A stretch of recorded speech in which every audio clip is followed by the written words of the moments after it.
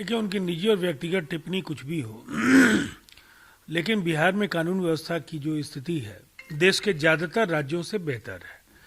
और किसी भी प्रश्न पर अगर हम बात करने के लिए तैयार हैं तो निसंदेह एनसीआरबी के आंकड़ों को जरूर हमें खंगालना चाहिए, जिसके हिसाब से बिहार आज भी महिला उत्पीड़न के मामलों में 29वें नंबर पर है, रेप के मामले में 33वें नंबर पर है और प्रति लाख व्यक्तियों के संज्ञेय अपराध की जो तालिका है उसमें 23वें नंबर पर है।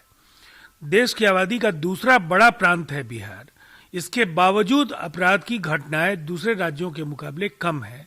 इसीलिए ये किसी दूसरे राज्य के कानून व्यवस्था के मॉडल से इसकी तुलना किए जाने का कोई औचित्य नहीं है। अखिलेश यादव ने कहा है कि अगर समाजवादी पार्टी की सरकार बनती है तो ईवीएम मशीनों को हटाने का काम समाजवादी लोग करेंगे। उत्तर प्रदेश में भाजपा इतने फासले से हारेगी कि जिसकी आप कल्पना भी नहीं कर सकते हैं। समाजवादी पार्टी 350 से ज्यादा सीटें जीतेगी।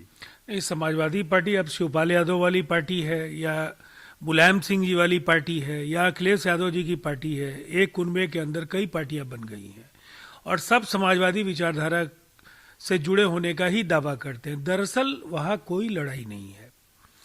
वहां भारतीय जनता पार्टी और उसके साथ अलायंस में जो भी दल होंगे वो एक बड़े अंतर से वहां चुनाव जीतने जा रहे हैं। कहीं कोई नजदीकी मुकाबले की भी स्थिति नहीं दिख रही है। ईवीएम हटाने की बात करें, देखिए, ईवीएम तो जब जीतते हैं तो ईवीएम पर कभी सवाल नहीं खड़े करते हैं।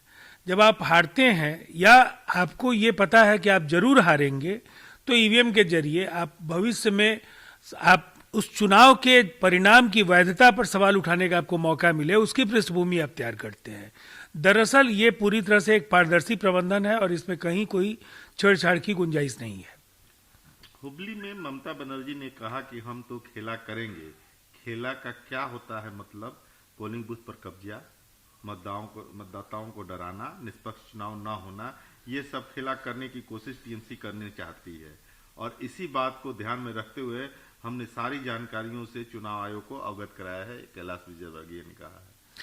देखिए, कैलाश विजयवर्गीय के बयान में इसलिए भी दम है कि टीएमसी के ही एक एमएलए ने खेला का अर्थ बहुत ही स्पष्ट तौर पर बता दिया है कि जो वोट नहीं करेंगे उनके साथ हम अच्छा व्यवहार नहीं करेंगे। उनके बयान का अर्थ वही है। तो हम खेला करेंगे का जो शाब्दिक अर्थ है, जो भावार्थ है, उसको भी उनके पार्टी के एक एमएलए ने बता दिया है। इसलिए ममता जी इस बयान से अपना जो पल्ला झाड़ने की स्थिति में नहीं है और जरूर इलेक्शन कमीशन को पश्चिम बंगाल के हालात पर नजर रखनी चाहिए और जो भी पारा मेडिकल मिलिट्री से लेकर जो भी एहतियाती कदम उठाए जाने चाहिए वो उठाना चाहिए।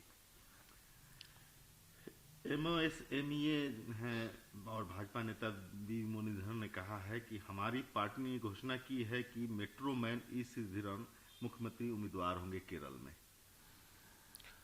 देखिए, एक पार्टी के तौर पर उन्हें पूरा हक है कि वो किसे सामने में रख करके चुनाव लड़े, लेकिन जो अभी स्थितियां हैं वहां चुनाव दो मोर्चे के बीच में होना है, उसमें जगह बना पाना भी बहुत आसान नहीं होगा, लेकिन मजबूत हौसले के साथ किसी भी पार्टी को चुनाव लड़ने का अधिकार है।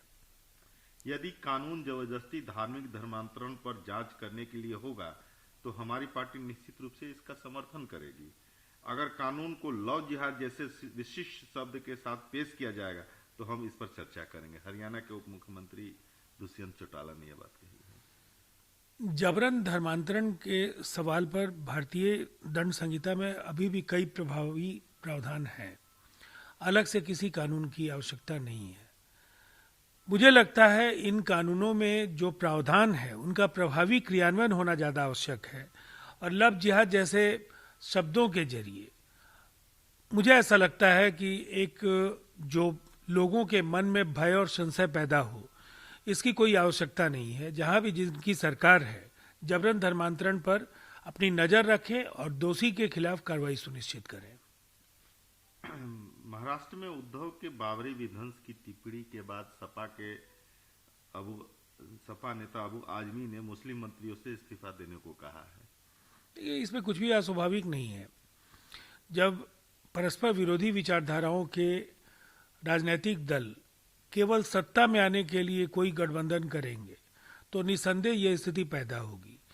इसलिए कि जिस मुद्दे को लेकर के देश के अल्पसंख्यकों के मन में आज भी कई सवाल हैं, उन सवालों को अगर कोई पार्टी बतौर अपने पार्टी की यूएसपी के तौर पर प्रचार करती है, उसका श्रेय लेती है, और उसी अलायंस में बाबरी मस्जिद को के शहादत को लेकर के जो दूसरे दल हैं वो दूसरी राय रखते हैं, इसलिए जो अबू आजमी का बयान है वो उसी की परिणति है।